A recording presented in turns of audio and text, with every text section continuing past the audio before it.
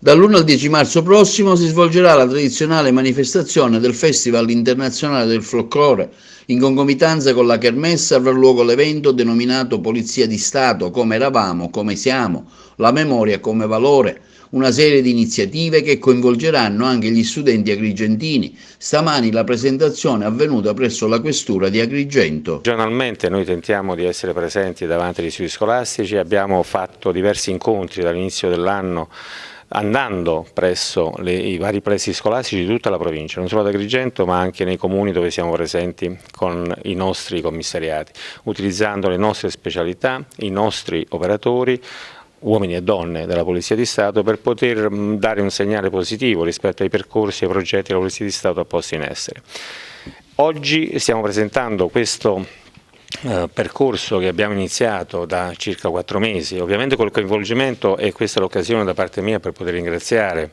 la immediata, spontanea, sentita e devo dire convinta, anche con contributi che hanno arricchito il progetto che era iniziato alcuni mesi fa, dalla regione siciliana, col suo presidente, il presidente Musumeci, al Libero Consorzio regionale, col commissario straordinario di Pisa, all'ente parco della nostra Valle dei Templi, quindi dal presidente al direttore, a tutto il personale che ha lavorato con noi, al comune di Agrigento con la messa a disposizione del Teatro Pirandello, al gabinetto regionale della Polizia Civile di Palermo, al dipartimento, un po' tutti che sono stati coinvolti in questa iniziativa, per poter fare in modo che gli studenti possano toccare con mano cosa? Innanzitutto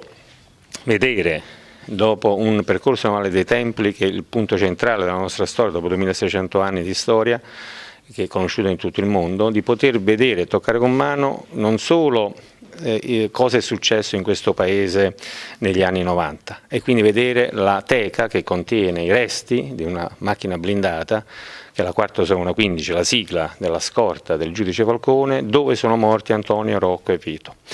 E questo per poter ricordare i nomi e i volti di questi ragazzi insieme ai ragazzi che sono morti con Borsellino il 19 luglio in via D'Amelio e non siano soltanto così nascosti dell'appellativo La Scorta. Queste sono persone che hanno lasciato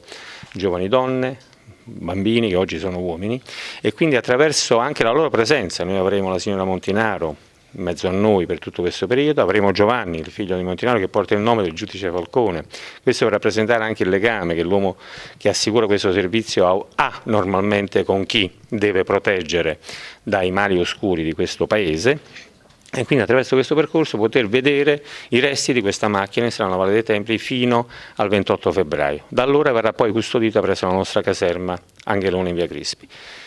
In questa attività, con un museo presso la Scala Reale del Libero Consorzio regionale, poter vedere come eravamo e come siamo, in modo tale che chi ha l'occasione di poterla vedere come era la Polizia di Stato 160 anni fa. Noi abbiamo 167 anni di storia, il 10 aprile festeggeremo il nostro 167esimo anniversario, e poter vedere come siamo diventati, quindi con mezzi dell'epoca, mezzi di adesso, uniformi di allora e uniformi di adesso, con presenza di nostri operatori e anche dell'Associazione Nazionale Polizia di Stato che sarà presente in mezzo a noi. E in tutto questo noi vorremmo dare il 28 di febbraio, con la presenza del capo della polizia, direttore generale della pubblica sicurezza, il prefetto Franco Gabrielli,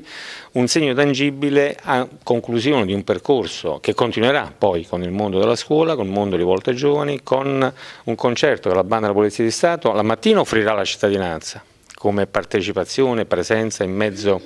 ai nostri concittadini, e vedremo il modo di poter essere presenti un po' tutti in quell'occasione in piazza Cavour alle 11, in modo che ci sia questa offerta che tutti possano sentire e poter apprezzare il valore dei nostri musicisti che sono apprezzati in tutto il mondo. E la sera alle 19 ci sarà un concerto che anche in quell'occasione, per la metà dei posti, stiamo cercando di riempirne il più possibile, di giovani studenti della città di Agrigento, della provincia, in modo tale che ci sia questa sorta di continuazione di questo messaggio legato al ricordo, alla memoria, al rispetto.